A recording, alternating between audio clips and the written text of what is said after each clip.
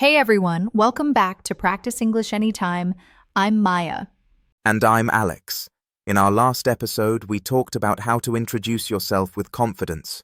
Yes, and today we'll talk about what happens next. How to keep the conversation going after you introduce yourself. That's right.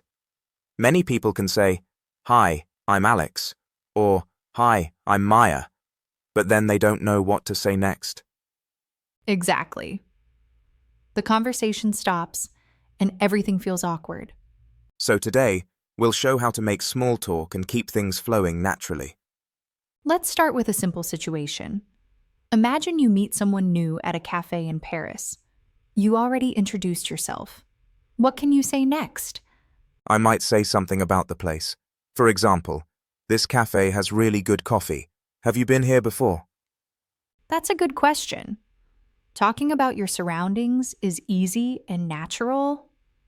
Yes, and questions like that make people talk more. I'd reply, "Yes, I come here often. I love their croissants." Then I could say, "Oh, I haven't tried them yet. Maybe I should next time." See? Now it's a real conversation. You're sharing experiences. It's simple, but it works. The trick is to ask open questions. Questions that need more than yes or no. Right. For example, instead of, "Do you like this cafe?" say, "What do you like about this cafe?" Exactly. That helps the other person speak more. Let's imagine another situation. You're at a language class in Madrid. You introduce yourself, and then the teacher asks everyone to talk to their partner. I'd say, "So, how long have you been learning English?" That's a great question. And I might answer, "Only 3 months. I started because I want to travel more." Then I'd say, "That's nice. Where do you want to travel?" I really want to visit Italy. I love Italian food. Same here. I went to Rome last year. The pasta was amazing. Now, we're not just talking about English, we're talking about travel and food. Exactly. Small talk moves from one topic to another. Some people worry about running out of things to say. Yes, but if you listen carefully, you'll always find something to ask. That's the secret. Listening. Many learners focus on what to say next and forget to listen. True. When you listen, you can respond naturally. For example, if someone says, "I'm from Italy," you can ask, "Oh, which city?" Or, "Is it a big city?" Yes, that keeps it simple and friendly. Let's do a quick role play. Imagine we're at a party in London. Okay, I'll start. "Hi, I'm Alex. Nice to meet you." "Hi, Alex. I'm Maya. Nice to meet you too." "So, do you know many people here?" "Not really. It's my first time coming to this kind of event." "Same here. My friend invited me. The place is nice, though." "Yes, the music's good. Do you live nearby?" "Yes, just a few streets away. What about you?" "I live across the river. It's a bit far, but the view from my place is beautiful." "Oh, that sounds great. I love living near the water." And just like that, the conversation continues. See how natural that feels? No need for big words. Yes, when people talk, they're just sharing small pieces of life. Another useful thing is to talk about your day. It's simple, and everyone can do it. For example, "I had such a busy day today," or "I just came from work." And then the other person might ask, "What do you do?" Or, "What kind of work?" Yes, and then you can talk a little about your job or studies. Let's try that. "I just finished work. I'm so tired." "Oh, what do you do?"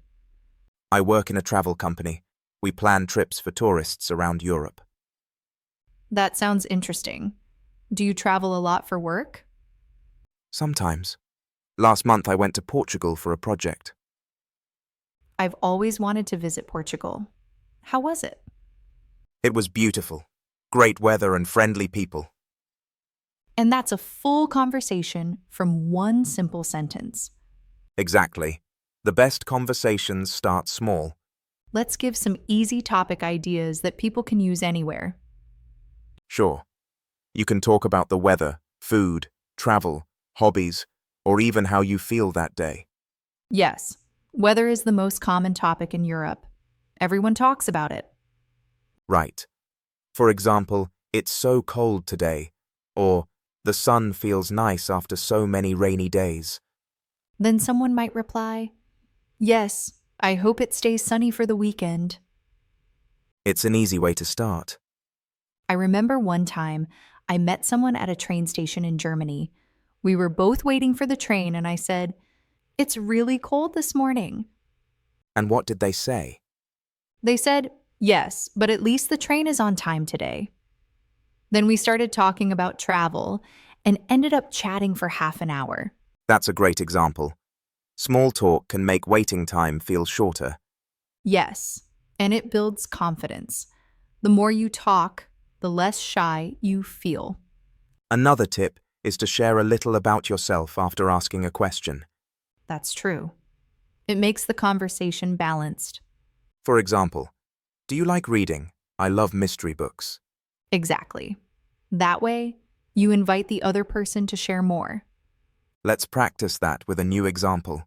Imagine we're classmates in a French language school. Okay, you start.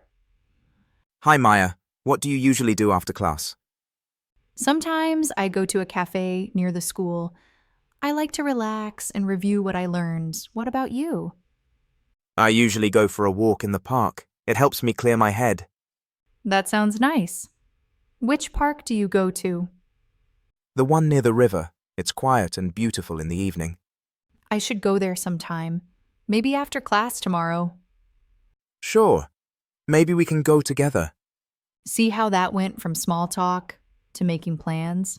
Yes, that's how friendships grow. And notice how simple the sentences were.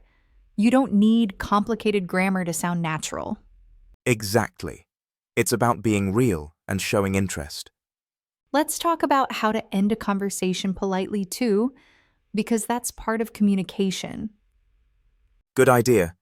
Sometimes you don't know how to finish without sounding rude. Yes. If you want to leave, you can say, it was nice talking to you, or I hope we can talk again soon. Or, I have to go now, but it was great meeting you. That's polite and friendly. You can also add, maybe we can grab a coffee another day, if you want to stay in touch. I like that. It shows you enjoyed the conversation. So, to keep a conversation going, remember 3 things. Listen carefully, ask open questions, and share a bit about yourself. Yes, and don't worry about mistakes. Most people don't care if your English isn't perfect. They care more about your attitude and how comfortable you make them feel. I agree. When I meet someone friendly, I don't notice small grammar mistakes at all. Me too. Confidence and kindness are more important than perfect grammar.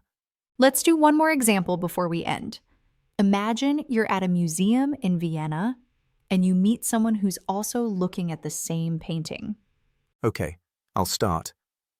It's a beautiful painting, isn't it? Yes, I love the colors. Are you interested in art? A little.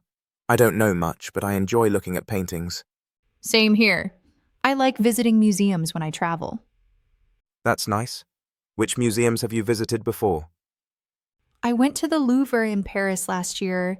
It was amazing. Oh, I've always wanted to go there. Was it crowded? Yes, very, but worth it. You should go someday. And there we have another easy, natural conversation.